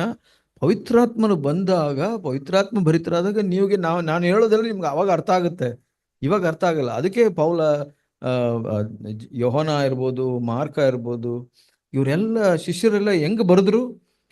ಯೇಸುಸ್ವಾಮಿ ಜೊತೆಲಿರುವಾಗ ಅರ್ಥ ಆಗಲಿಲ್ಲ ಅವ್ರಿಗೆ, ಯೇಸುಸ್ವಾಮಿ ಮಾತಾಡುವಾಗ ಅರ್ಥ ಆಗಿಲ್ಲ. ಪೇತ್ರನೇ ಆಗಿರ್ಬೋದು, ಯೋಹಾನ ಆಗಿರ್ಬೋದು, ಯಾಕೋಬ ಇರ್ಬೋದು, ಅವ್ರ ಸ್ವಂತ ತಮ್ಮ, ಆದ್ರೆ ಅವ್ರಿಗೆಲ್ಲ ಅವಾಗ ಗೊತ್ತಾಗಿಲ್ಲ. ಏನ್ ಏನೇನೋ ಹೇಳ್ತಾರೆ, ನಮ್ಗೆ ಅರ್ಥನೇ ಆಗೋದಿಲ್ಲ ಅಂತ. ಬಟ್ ಆದ್ರೆ ಪವಿತ್ರಾತ್ಮ ಭರಿತರಾದಾಗ ಅವ್ರಿಗೆ ಅರ್ಥ ಆಯ್ತು. ಹಂಗೆ ನಿಮ್ಮ ಮಕ್ಳಿಗೆ ಎಲ್ಲ ಅರ್ಥ ಆಗಲ್ಲ. ನೀವು ಎಲ್ಲ ಹೇಳಕ್ ಹೋಗ್ಬೇಡಿ, ಯಾಕೆಂದ್ರೆ ನೀವು ಹೇಳೋದು ಕೂಡ ಅರ್ಥ ಆಗಲ್ಲ. ಆದ್ರೆ ನಿಮ್ಮ ಜೀವಿತ ನೋಡ್ತಾರೆ. ಒಂದ್ ದಿವಸ ಅವ್ರಿಗೆ ಗೊತ್ತಾಗುತ್ತೆ, ಅಯ್ಯೋ ಲೋಕದಲ್ಲಿ ಎಷ್ಟು ಹೊಲಸಿದೆ. ಬಟ್ ನಮ್ಮ ಮನೆಯಲ್ಲಿ ನಮ್ಮ ಅಪ್ಪ ಅಮ್ಮ ಈ ಹೊಲಸಿಂದ ಕಾಪಾಡಲ್ಪಟ್ಟಿದಾರಲ್ಲ, ಸಮಾಧಾನ ಇದೆಯಾ. ಅವಾಗ ಅವ್ರು ಬರ್ತಾರೆ.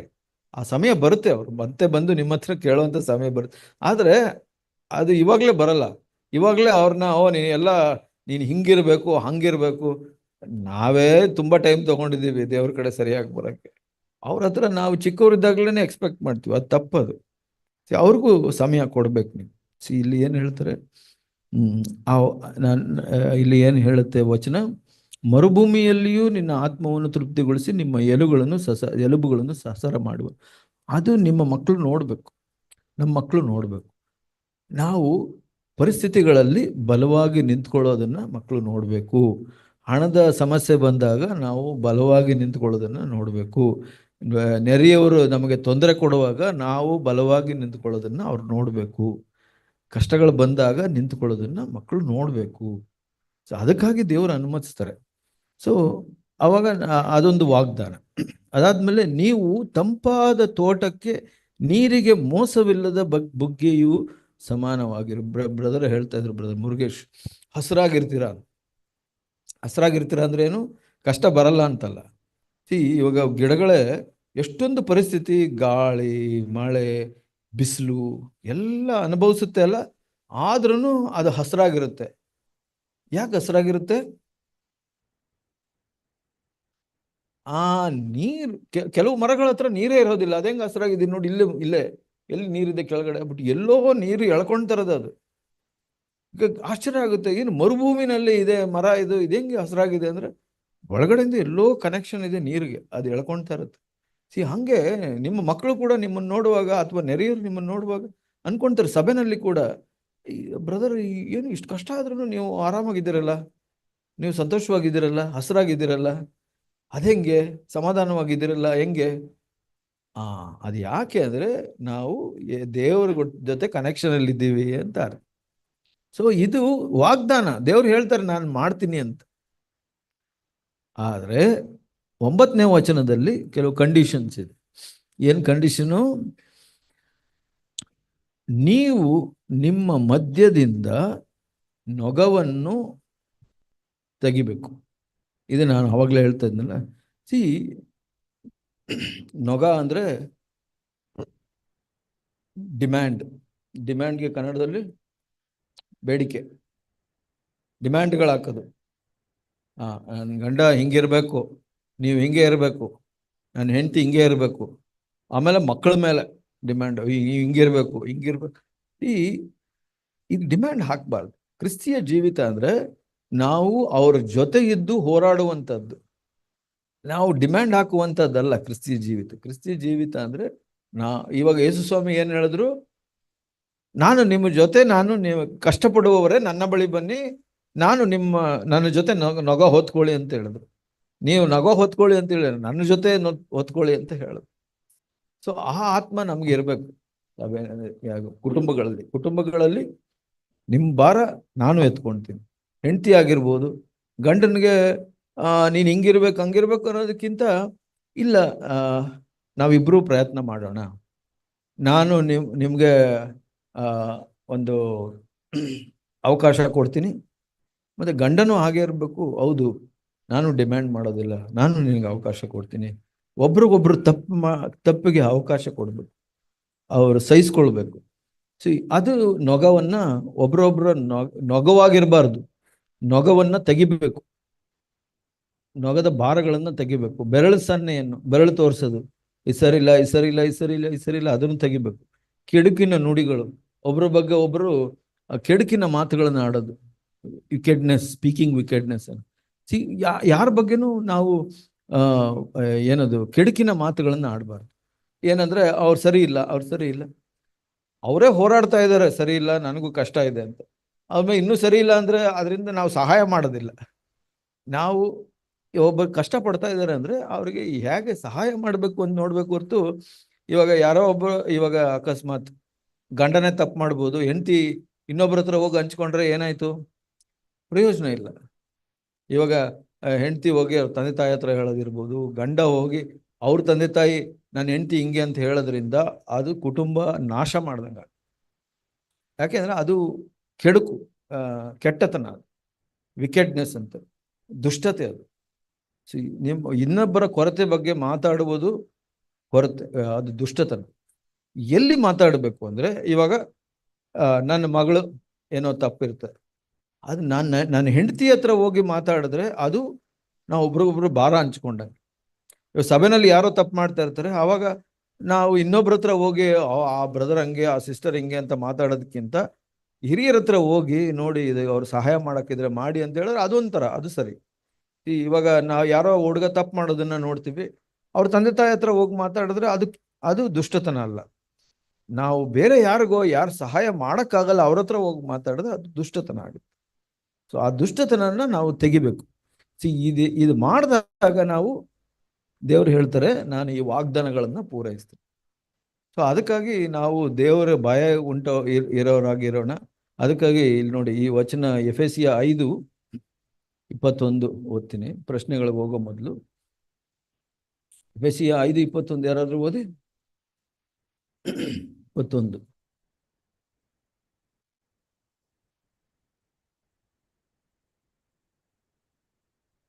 ನೋಡಿ, ಇದು ಕನ್ನಡದಲ್ಲಿ ಸರಿ ಇಲ್ಲ. ಸೊ ಅದು ಇಂಗ್ಲಿಷ್ನಲ್ಲಿ ಪೂರ್ಣ ವಚನ ಹೆಂಗೆ ಅಂದ್ರೆ, ರೆವರೆನ್ಸ್ ಫಾರ್ ಕ್ರೈಸ್ಟ್ ಅಂದ್ರೆ, ಇಲ್ಲಿ ಹಿಂದೆ ಸ್ವಲ್ಪ ಹಿಂದೆ ಇದೆ ಇಲ್ಲಿ ಕನ್ನಡದಲ್ಲಿ, ಆದ್ರೆ ನಂಬರ್ ರಾಂಗ್ ಆಗಿ ಹಾಕಿದ್ದಾರೆ. ಕ್ರಿಸ್ತನಿಗೆ ಭಯಪಡುವವರಾಗಿದ್ದು ಒಬ್ಬರಿಗೊಬ್ಬರು ವಿನಯ ಉಳ್ಳವರಾಗಿರ್ರಿ. ಇವಾಗ ಅಯ್ಯೋ ಒಬ್ರಿಗೊಬ್ರು ವಿನಯವಾಗಿರ್ಬೇಕು. ಯಾಕೆ ಬ್ರದರ್, ನಾನು ಹೆಂಡತಿ ಹಿಂಗೆ, ನಾನು ಹೆಂಗೆ ವಿನಯವಾಗಿರ್ಬೇಕು, ನನ್ನ ಗಂಡ ಹಿಂಗೆ? ನೋ ನೋ ನೋ, ಹೆಂಗಾದ್ರೂ ಇರ್ಲಿ, ಕ್ರಿಸ್ತನಿಗೆ ಭಯ ಪಡ್ತಿರಲ್ಲ ನೀವು, ಅದಕ್ಕಾಗಿ ನೀವು ವಿನಯ ಉಳ್ಳವರಾಗಿರ್ಬೇಕು. ಅಂದ್ರೆ ಒಬ್ರಿಗೊಬ್ರು ಒಳಪಡಬೇಕು. ಯಾಕೆ ಇಲ್ಲ ಬ್ರದರ್, ಆಕೆ ಹಂಗೇನೆ, ಆಕೆನ ಹೆಂಗ್ ಕ್ಷಮಿಸೋದು? ನೋ, ಕ್ರಿಸ್ತನಿಗೆ ಭಯ ಪಡೋದ್ರಿಂದ ಕ್ಷಮಿಸ್ಬೇಕು. ನನ್ನ ಗಂಡನ ಕ್ಷಮಿಸಕ್ಕೆ ಆಗಲ್ಲ ಬ್ರದರ್, ಬಹಳ ತಪ್ಪು ಮಾಡ್ತಾನೆ, ಮತ್ತೆ ಮತ್ತೆ ಅದೇ ಇರ್ಲಿ ಪರವಾಗಿಲ್ಲ, ಆದ್ರೆ ಕ್ರಿಸ್ತನಿಗೆ ಭಯ ಪಡೋದ್ರಿಂದ ಕ್ಷಮಿಸಕ್ಕಾಗಲ್ಲ. ಹೌದು, ಕ್ಷಮಿಸಕ್ಕಾಗಲ್ಲ, ಇರ್ಬೋದು, ಪರಿಸ್ಥಿತಿಗಳು ಏನೇ ಇರ್ಬೋದು. ಬಟ್ ಆದ್ರೆ ಕ್ಷಮಿಸೋದ್ರಿಂದ ನಿಮ್ಮ ಹೃದಯ ಕೆಟ್ಟೋಗಲ್ಲ, ನಿಮ್ಗೆ ಸಮಾಧಾನ ಸಿಗುತ್ತೆ. ಅದು ಯಾಕೆ ಮಾಡ್ಬೇಕು ಅಂದ್ರೆ, ಕ್ರಿಸ್ತನಿಗೋಸ್ಕರ ಮಾಡ್ಬೇಕು. ಕ್ರಿಸ್ತನಿಗೆ ಭಯ ಪಡೋದ್ರಿಂದ ಮಾಡ್ಬೇಕು. 4ನೇ ಅಧ್ಯಾಯ 32ನೇ ವಚನ ಯಾರಾದ್ರೂ ಓದಿ.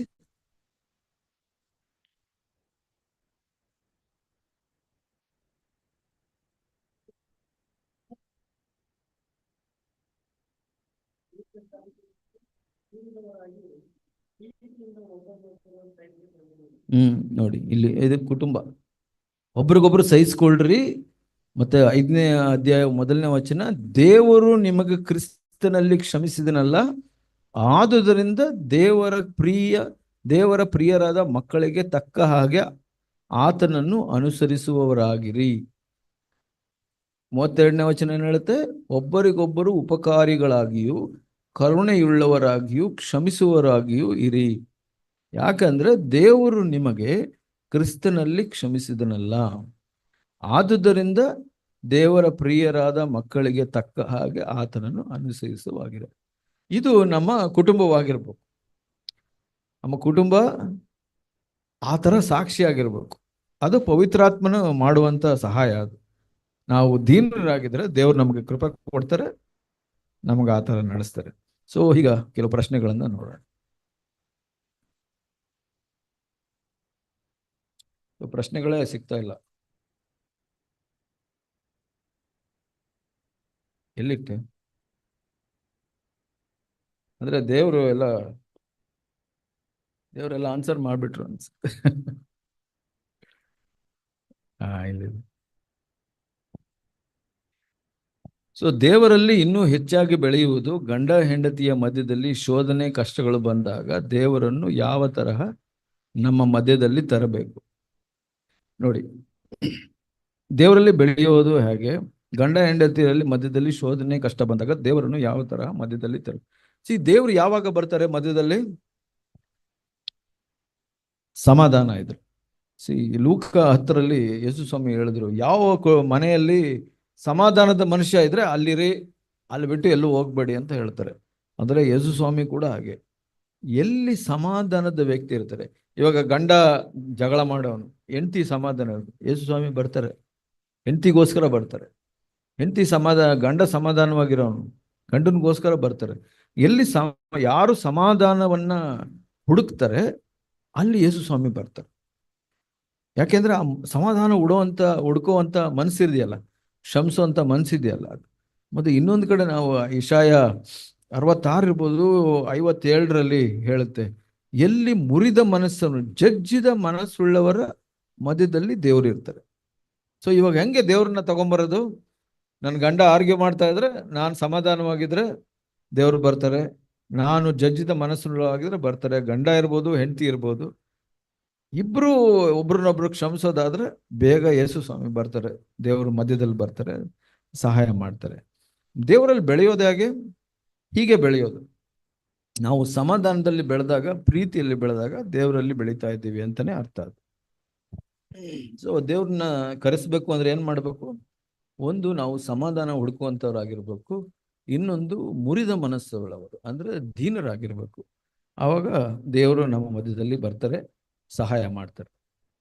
ನಾನು ಪ್ರಾರ್ಥನೆ ಮಾಡುವಾಗ ನನ್ನ ಪ್ರಾರ್ಥನೆ ದೇವರ ಬಳಿ ಹೋಗುವುದೇ ಇಲ್ಲ, ಆಸಕ್ತಿಯಿಂದ ಪ್ರಾರ್ಥನೆ ಮಾಡುವುದಕ್ಕೆ ಆಗಲ್ಲ. ನೋಡಿ, ಪ್ರಾರ್ಥನೆ ಅನ್ನೋದು ಒಂದು ಹೋರಾಟ. ಯಾಕಂದ್ರೆ ನಮ್ಮ ಶರೀರ ಇರ್ಬೋದು, ನಮ್ಮ ಮಾಂಸ ಪ್ರಾರ್ಥನೆಯನ್ನ, ದೇವ್ರನ್ನ ಹುಡುಕೋದನ್ನ ಇಷ್ಟಪಡೋದು. ಈ ಹೋರಾಟ ಬಂದು ನಮ್ಮ ಒಳಗಡೆನೆ ಇದೆ. ನಮ್ಮ ಮಾಂಸ ಇದೆಯಲ್ಲ, ಅದು ಇವಾಗ ನಿಮ್ಗೆ ಹೇಳ್ತೀನಿ ಹಾಗೆ ಅಂತ. ಇವಾಗ ಗಂಡ ಏನೋ ತಪ್ಪು ಮಾಡ್ಬೋದು, ಅಥವಾ ಹೆಂಡತಿ ತಪ್ಪು ಮಾಡ್ಬೋದು. ನಮ್ಮ ಮಾಂಸ ಬಿಡೋದಿಲ್ಲ, ಕ್ಷಮಿಸ್ಬೇಡ ಅಂತ ಹೇಳುತ್ತೆ. ಅಥವಾ ಯಾರಾದ್ರೂ ನೋವು ಮಾಡಿದ್ರೆ ಅವ್ರ ಮೇಲೆ ಕೋಪ ಬರುತ್ತೆ. ಇದೆಲ್ಲ ಇದು ಮಾಂಸದಲ್ಲಿರುವಂತ ಶಕ್ತಿ. ಅದು ಹೇಳುತ್ತೆ, ಇಲ್ಲ ಕ್ಷಮಿಸ್ಬೇಡ, ಕ್ಷಮೆ ಕೇಳಬೇಡ, ಏನಾದ್ರು ಪ್ರತೀಕಾರ ತಗೋ ಅಂತ ಮಾಂಸ ಹೇಳುತ್ತೆ. ಅದೇ ತರ ನಮ್ಮ ಮಾಂಸಕ್ಕೆ ನಾವು ಪ್ರಾರ್ಥನೆ ಮಾಡೋದು ಕೂಡ ಇಷ್ಟ ಆಗಲ್ಲ. ಬಟ್ ಪ್ರಾರ್ಥನೆ ಮಾಡುವಾಗ ನಾವು, ಅದು ಒಂದು ಹೋರಾಟ.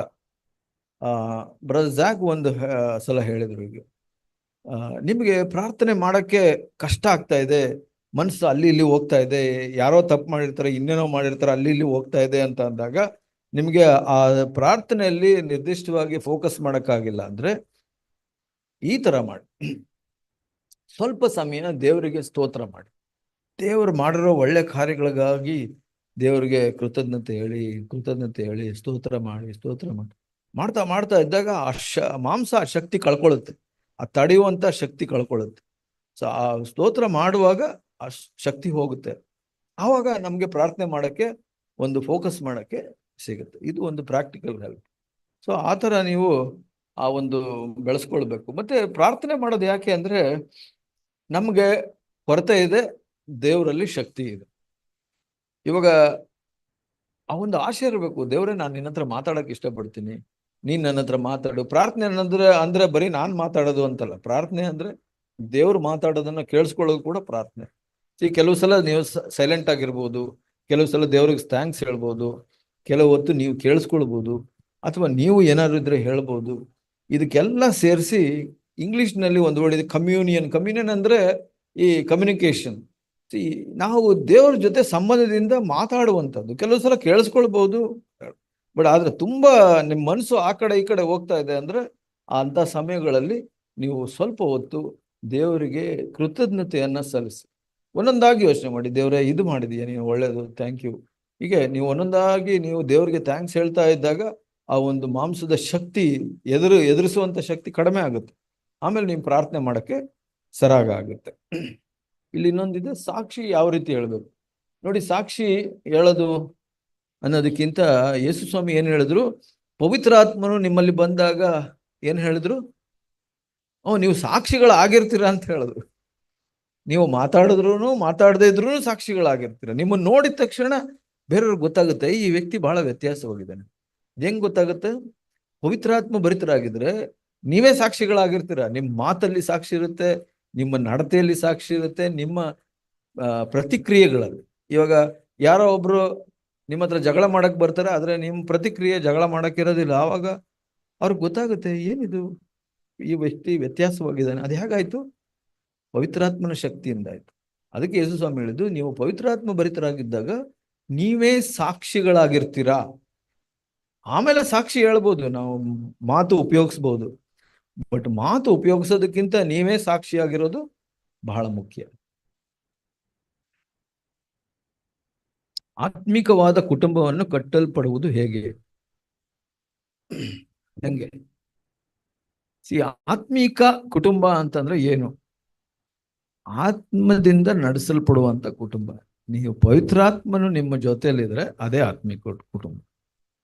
ಇಲ್ಲಿ ಅದೇ ನಾವು ಎಫೆಸಿಯಾದಲ್ಲಿ ನಾವು ನೋಡ್ತಾ ಇದ್ವು ಆ ವಚನ, ಅಲ್ಲಿ ತೋರ್ಸಕ್ ಮರ್ತ್ಬಿಟ್ಟೆ ನಾನು ಅನ್ಸುತ್ತೆ. 4ನೇ ಅಧ್ಯಾಯ 32ನೇ ವಚನ ನಾವು ಓದು. ಅದರಲ್ಲಿ 30ನೇ ವಚನ ಏನ್ ಹೇಳುತ್ತೆ? ದೇವರ ಪವಿತ್ರಾತ್ಮನನ್ನು ದುಃಖಿಸಬೇಡಿರಿ. ಇಂಗ್ಲಿಷ್ನಲ್ಲಿ don't grieve the holy spirit. ಪವಿತ್ರಾತ್ಮನನ್ನ ದುಃಖಿಸಬಾರ್ದು. ಅದರ ಬದಲಿಗೆ ಏನ್ ಮಾಡಬೇಕು? ಪವಿತ್ರಾತ್ಮನು ನಿಮ್ಮ ಮಧ್ಯದಲ್ಲಿದ್ದಾಗ ಸಂತೋಷವಾಗಿರ್ಬೇಕು. ಇವಾಗ ನಿಮ್ಮ ಮಧ್ಯದಲ್ಲಿ ಪವಿತ್ರಾತ್ಮನು ಸಂತೋಷವಾಗಿದ್ದಾನೆ ಅಂದ್ರೆ ಅದರ ಅರ್ಥ ಅದು ಆತ್ಮಿಕ ಕುಟುಂಬ ಅಂತ. ಆತ್ಮಿಕ ಕುಟುಂಬ ಅಂದ್ರೆ ಪವಿತ್ರಾತ್ಮನು ನಿಮ್ಮ ಮನೇಲಿದ್ರೆ ಖುಷಿಯಾಗಿರುತ್ತೆ. ಪವಿತ್ರಾತ್ಮನಿಗೆ ಖುಷಿ ಆಗುತ್ತೆ, ಯೇಸು ಸ್ವಾಮಿಗೆ ಖುಷಿ ಆಗುತ್ತೆ ನಿಮ್ಮ ಮನೇಲಿ ಇರೋಕ್ಕೆ. ಅಂದ್ರೆ ಇಂಗ್ಲಿಷ್ನಲ್ಲಿ ಫೀಲಿಂಗ್ ಅಟ್ ಹೋಮ್ ಅಂತ. ಫೀಲಿಂಗ್ ಅಟ್ ಹೋಮ್ ಅಂದ್ರೆ ನಿಮ್ಮ ಮಕ್ಕಳು ನೋಡಿ, ನಿಮ್ಮ ಮನೇಲಿ ಎಷ್ಟು ಹೆಂಗಿರ್ತಾರೆ, ಹೆಂಗ್ ಬೇಕಾದ್ರೂ ಮಾತಾಡ್ತಾರೆ, ಹೆಂಗ್ ಬೇಕಾದ್ರೂ ಕುಂತ್ಕೊಳ್ತಾರೆ, ಒದ್ದಾಡ್ತಾರೆ, ಏನೇನೋ ಮಾಡ್ತಾರೆ. ಬಟ್ ಅದು ಬೇರೆಯವ್ರ ಮನೆಗೆ ಹೋದ್ರೆ ಹೆಂಗಿರ್ತಾರೆ? ಭಯ ಪಟ್ಕೊಂಡಿರ್ತಾರೆ. ಯಾಕೆಂದ್ರೆ ನಿಮ್ಮ ಮನೆಯಲ್ಲಿ ಆ ಒಂದು ಸ್ವತಂತ್ರ ಇದೆ, ಅವ್ರಿಗೆ ಖುಷಿ ಆಗುತ್ತೆ. ಓ, ಇದು ನಮ್ಮನೆ, ಹೆಂಗಾರು ಇರ್ಬೋದು ಅಂತ ಖುಷಿಯಾಗಿರ್ತಾರೆ. ಆದ್ರೆ ಇದು ಏನು ಮನಸ್ಸಿಂದ ಮಾತಾಡ್ತಾರೆ. ಹಂಗೆ ಪವಿತ್ರಾತ್ಮನಿಗೆ ಕೂಡ ಹಂಗಿರ್ಬೇಕು. ನಿಮ್ಮ ಮನೆಗೆ ಬಂದ್ರೆ ನನಗೆ ಬಹಳ ಖುಷಿ ಆಗುತ್ತಪ್ಪ ಈ ಮನೆಯಲ್ಲಿ. ಪವಿತ್ರಾತ್ಮನಿಗೆ ಹಂಗ ಅನ್ನಿಸ್ಬೇಕು. ಪವಿತ್ರಾತ್ಮನಿಗೆ ದುಃಖ ಆಗ್ಬಾರ್ದು. ನೀವು ಒಬ್ರೊಬ್ರು ಸಮಾಧಾನ ಇಲ್ಲ, ಹೋರಾಟ, ಕ್ಷಮಿಸ್ತಾ ಇಲ್ಲ, ಅವಾಗ ಪವಿತ್ರಾತ್ಮನಿಗೆ ದುಃಖ ಆಗುತ್ತೆ. ಅವಾಗ ಅದು ಆತ್ಮಿಕ ಕುಟುಂಬ ಅಲ್ಲ.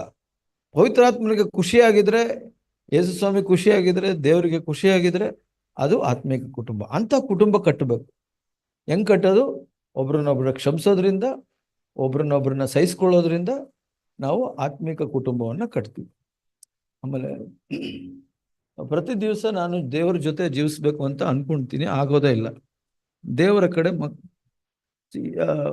ಪ್ರತಿ ದಿವಸ ಇದು ಒಂದು ಹೋರಾಟ. ಇದು ಇವಾಗ ಹೇಳಿದೆ, ಇವಾಗ ನಾನು ದೇವರ ಚಿತ್ತಕ್ಕೆ ಒಳಪಡಕ್ಕೆ ಕಷ್ಟ ಆಗ್ತಾ ಇದೆ ಅಂದ್ರೆ ನಾವು ಕೇಳಬೇಕು, ದೇವರ ಸಹಾಯ ಕೇಳಬೇಕು. ದೇವರೇ ನನಗೆ ಮನಸ್ಸಿದೆ, ನನಗೆ ಶಕ್ತಿ ಇಲ್ಲ, ನನಗೆ ಶಕ್ತಿ ಕೊಡು, ನನಗೆ ಕೃಪೆ ಕೊಡು ಅಂತ ಕೇಳಬೇಕು.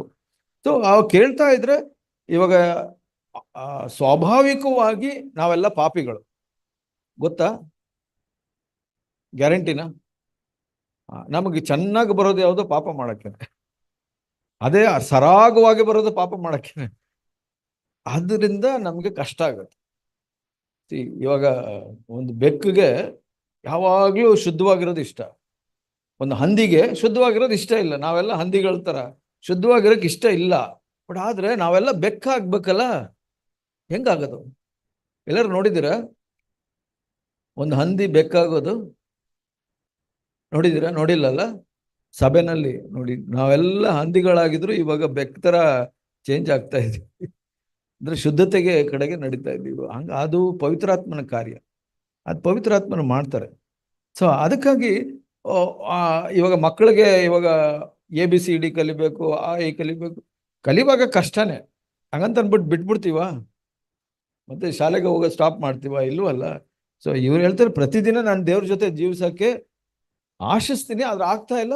ಕರೆಕ್ಟ್, ಆದ್ರೆ ಬಿಟ್ಕೊಡ್ಬೇಡಿ. ದೇವ್ರು ಹೇಳ್ತಾರೆ ನಾನು ನಿಮಗೆ ಸಹಾಯ ಮಾಡ್ತೀನಿ ಅಂತ. ಅದಕ್ಕೆ ಯೇಸು ಸ್ವಾಮಿ ಹೇಳಿರೋದು, ನನ್ನ ಬಳಿಗೆ ಬನ್ನಿರಿ, ಕಷ್ಟಪಡುವವರೇ ನನ್ನ ಬಳಿಗೆ ಬನ್ನಿರಿ, ನಾನು ಸಹಾಯ ಮಾಡ್ತೀನಿ ಅಂತ. ಮತ್ತೆ ದೇವರ ಕಡೆ ಮಕ್ಕಳನ್ನ ಬೆಳೆಸೋದಾಗೆ ಮೊದಲನೇದಾಗಿ ನಾವು ಸಾಕ್ಷಿಯಾಗಿರ್ಬೇಕು. ಮತ್ತೆ ಅವ್ರಿಗಾಗಿ ಪ್ರಾರ್ಥನೆ ಮಾಡಿ ಮಕ್ಕಳಿಗಾಗಿ ಪ್ರಾರ್ಥನೆ ಮಾಡು. ಇವಾಗ ರಜಾಕ್ ಕೂಡ ಹೇಳಿದ್ರು, ನಾನು ಯಾವತ್ತು ಮಕ್ಕಳನ್ನ ಬೆಳೆಸೋ ಬಗ್ಗೆ ಪುಸ್ತಕ ಬರಿಬೇಕು ಅಂತ ಅನ್ಸೇ ಇಲ್ಲ.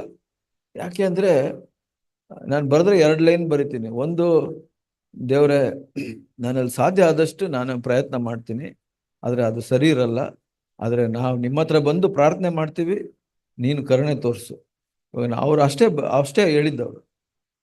ನಾವು ಮಾಡೋ ಪ್ರಯತ್ನ ಮಾಡೋದು ನಮ್ಮ ಮಕ್ಕಳಿಗಾಗಿ, ಆದರೆ ನಾವು ಸರಿಯಾಗಿ ಮಾಡಿದ್ದೀವಿ ಅಂತ ಹೇಳಲ್ಲ. ಆದರೆ ನಾವಿಬ್ಬರು ದೇವ್ರ ಮುಂದೆ ಹೋಗಿ ದೇವರು ಕರುಣೆ ತೋರಿಸಿದ್ರು ಅಷ್ಟೇ. ಅಷ್ಟೇ ಕೆಲಸ ಮಾಡಿ ಮಕ್ಕಳನ್ನ ಬೆಳೆಸೋದು ಹೆಂಗೆ? ಯಾಕೆಂದ್ರೆ ಮಕ್ಕಳಲ್ಲಿ ಬಲಹೀನತೆ ನೋಡ್ತಾನೆ ಇರ್ತೀವಿ. ಆದ್ರೆ ಅವ್ರಿಗೆ ನಾವು ಹೇಳೋದೆಲ್ಲ ಅರ್ಥ ಆಗಲ್ಲ. ಆದ್ರೆ ಪ್ರಾರ್ಥನೆ ಮಾಡ್ತಾ ಇರ್ಬೇಕು. ಇವಾಗ 3.5 ವರ್ಷ ಯೇಸು ಸ್ವಾಮಿ ಶಿಷ್ಯರ ಜೊತೆ ಇದ್ದಾಗ ಶಿಷ್ಯರು ಹೆಂಗಿದ್ರು. ಇವನ್ ಯೇಸು ಸ್ವಾಮಿ ನಾನು ಸತ್ತೋಗ್ಬಿಡ್ತೀನಿ, ಇನ್ನು ಮುಂದೆ ನಾನು ಸಾಯ್ತೀನಿ ಅಂತ ಹೇಳುವಾಗ ಶಿಷ್ಯರು ಏನ್ ಮಾತಾಡ್ತಾ ಇದ್ರು ಗೊತ್ತಾ? ಇವಾಗ ನಮ್ಮಲ್ಲಿ ಯಾರು ಲೀಡರು ಅಂತ ಮಾತಾಡ್ತಾರೆ. ಯೇಸು ಸ್ವಾಮಿಗೆ ಹೆಂಗ ಅನ್ಸಿರ್ಬಾರ್ದು, ಏನಪ್ಪ ಇದು, ನಾನು ಇಷ್ಟು ದಿವಸ 3.5 ವರ್ಷ ಹೇಳ್ಕೊಟ್ಟಿದ್ದಲ್ಲ ವೇಸ್ಟ್ ಅಲ್ಲ ಅಂತ. ಹಂಗ ಅನ್ಸಿಲ್ಲ ಅವ್ರಿಗೆ ಗೊತ್ತು, ನಿಮ್ಗೆ ಗೊತ್ತಾಗಲ್ಲ. ಒಂದ್ ಸಮಯ ಬರುತ್ತೆ, ಕಾಯ್ಕೊಂಡಿರಿ. ಪವಿತ್ರಾತ್ಮನ ಬಂದಾಗ ನಿಮ್ಗೆ ಗೊತ್ತಾಗುತ್ತೆ. ನಾನು ಹೇಳೋದೆಲ್ಲ ನಿಮ್ಗೆ ಅರ್ಥ ಆಗಲ್ಲ, ಆದ್ರೆ ನನ್ನ ಲೈಫ್ ನೋಡಿದಿರ. ಆ ಭರವಸೆ ಇತ್ತು ಅವ್ರಿಗೆ. ಶಿಷ್ಯರಿಗೆ 11 ಜನಕ್ಕೆ ಯೇಸು ಸ್ವಾಮಿ ಬಗ್ಗೆ ಡೌಟ್ ಇರ್ಲಿಲ್ಲ, ಆದ್ರೆ ಅವ್ರಿಗೆ ಅವ್ರ ಬಗ್ಗೆ ಡೌಟ್ ಇತ್ತು.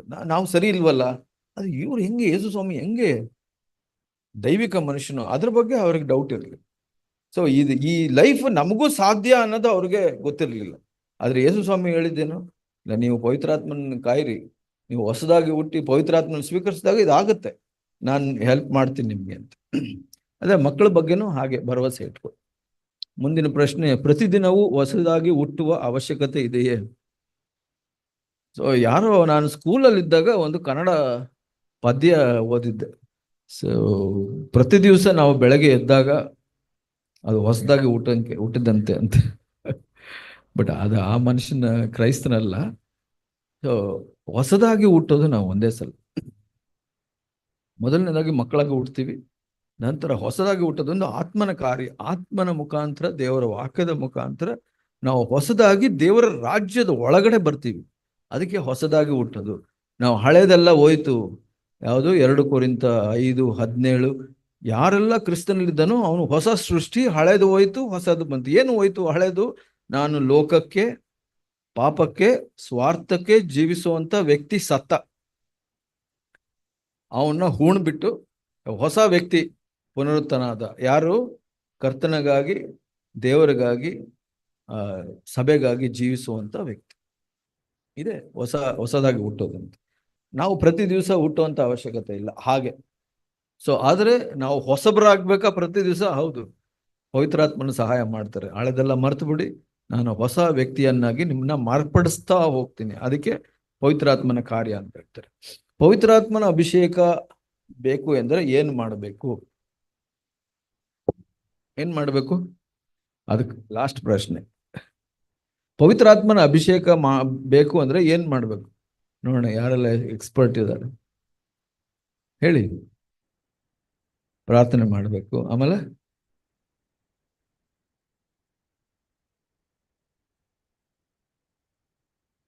ಓಕೆ. ಸೊ ಯೇಸು ಸ್ವಾಮಿ ಹೇಳಿದ್ದೆ ಓದ್ಬಿಡೋಣ, ಕೇಳಬೇಕು. ಕರೆಕ್ಟ್. ಸೊ ಯೋಹಾನ 7ನೇ ಅಧ್ಯಾಯ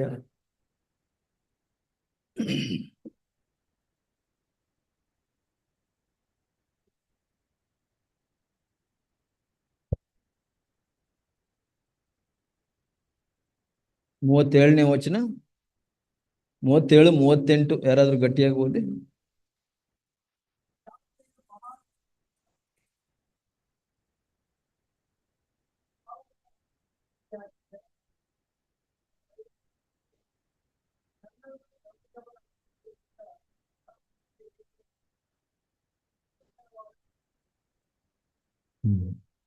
ಜೀವಕರವಾದ, ಶಾಸ್ತ್ರಗಳು ಹೇಳಿದ ಪ್ರಕಾರ ಜೀವಕರವಾದ ನೀರಿನ ಹೊಳೆ ಅಂದ್ರೆ ಪವಿತ್ರಾತ್ಮನು ನಮ್ಮ ಮುಖಾಂತರ ಹರಿಯುವಂಥದ್ದು. ಮೊದಲನೇದಾಗಿ ಏನ್ ಹೇಳಿದ್ರು?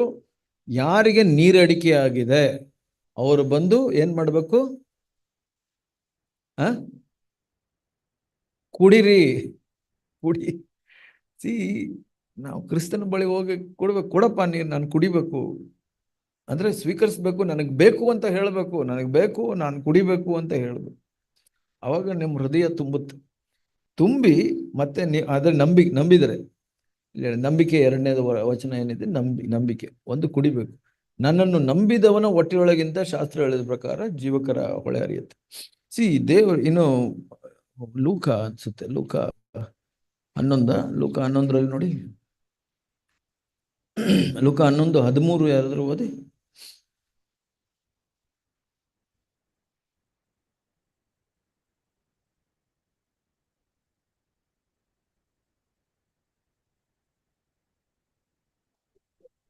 ಕೆಟ್ಟವರಾದ ನೀವು ನಿಮ್ಮ ಮಕ್ಕಳಿಗೆ ಒಳ್ಳೆ ಪದಾರ್ಥಗಳನ್ನು ಕೊಡಬಲ್ಲವರಾದರೆ ಪರಲೋಕದಲ್ಲಿರುವ ನಿಮ್ಮ ತಂದೆಯು ತನ್ನನ್ನು ಬೇಡಿಕೊಳ್ಳುವವರಿಗೆ ಎಷ್ಟೋ ಹೆಚ್ಚಾಗಿ ಪವಿತ್ರಾತ್ಮಗಳನ್ನು ಕೊಡಬಲ್ಲವೇ.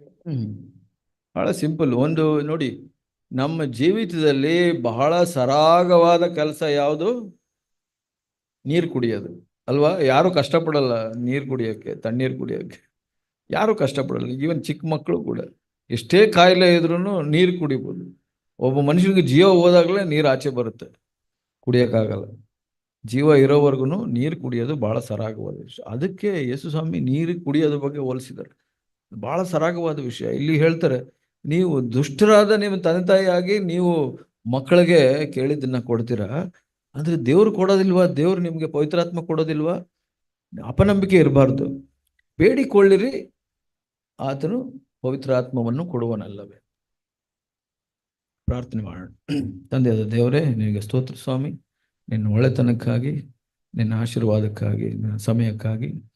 ನೀನು ಪವಿತ್ರಾತ್ಮನಿಂದ ಈ ಒಂದು ಹುಲಿಗಿ ಸಭೆಯನ್ನು ಕಟ್ತಾ ಇದೀಯ ಸ್ವಾಮಿ. ಇದನ್ನು ಆಶೀರ್ವದಿಸು, ಬಲಪಡಿಸು. ಪ್ರತಿಯೊಬ್ಬ ಸಹೋದರ ಸಹೋದರಿಯನ್ನ ನೀನು ನಡೆಸು, ನೀನು ಕಟ್ಟು. ಅವರೆಲ್ಲ ಇಲ್ಲಿ ಬಂದಿರೋದು ಸಭೆಗೆ ಅಂಟ್ಕೊಳ್ಳೋಕ್ಕಲ್ಲ ಸ್ವಾಮಿ, ನಿನ್ನಗೆ ಅಂಟ್ಕೊಳ್ಳೋಕ್ಕೆ, ನಿನ್ನಲ್ಲಿ ಬೆಳಿಲಿಕ್ಕೆ ಅವ್ರಿಗೆ ಸಹಾಯ ಮಾಡು. ನಿನ್ನ ಪವಿತ್ರಾತ್ಮನಿಂದ ತುಂಬಿಸು. ನಿನ್ನನ್ನೇ ಮುಖ್ಯವಾಗಿ ಇಟ್ಕೊಂಡು ನಿನ್ನ ಶಿಷ್ಯರಾಗಿ ಜೀವಿಸಲಿಕ್ಕೆ ಸಹಾಯ ಮಾಡು. ಪರಿಸ್ಥಿತಿಗಳನ್ನು ನೋಡದೆ, ಕಷ್ಟಗಳನ್ನು ನೋಡದೆ, ನಿನ್ನಲ್ಲಿ ದೃಷ್ಟಿ ಇಟ್ಟು ಬೆಳೀಲಿಕ್ಕೆ, ಈ ಓಟವನ್ನು ಓಡಲಿಕ್ಕೆ ಸಹಾಯ ಮಾಡು ಸ್ವಾಮಿ. ಅವರಿಗೆ ತಮ್ಮಲ್ಲಿ ಶಕ್ತಿ ಇಲ್ಲ, ನಿನ್ನ ಪವಿತ್ರಾತ್ಮನ ಶಕ್ತಿ, ನಿನ್ನ ಕೃಪೆಯ ಶಕ್ತಿಯನ್ನು ಕೊಟ್ಟು ಅವ್ರನ್ನ ನಡೆಸು. ಕುಟುಂಬಗಳನ್ನು ಕಟ್ಟು ಸ್ವಾಮಿ. ಅದರಿಂದ ನಿನಗೆ ಅವ್ರ ಸಾಕ್ಷಿಯಾಗಿರಲಿ, ಬೆಳಕಾಗಿರಲಿ, ಉಪ್ಪಾಗಿರಲಿ. ನೀನು ಆಶೀರ್ವದಿಸು ಸ್ವಾಮಿ. ಪ್ರಭು ಯೇಸುವಿನ ನಾಮದಲ್ಲಿ ಬೇಡ್ತೇವೆ, ಆಮೆನ್.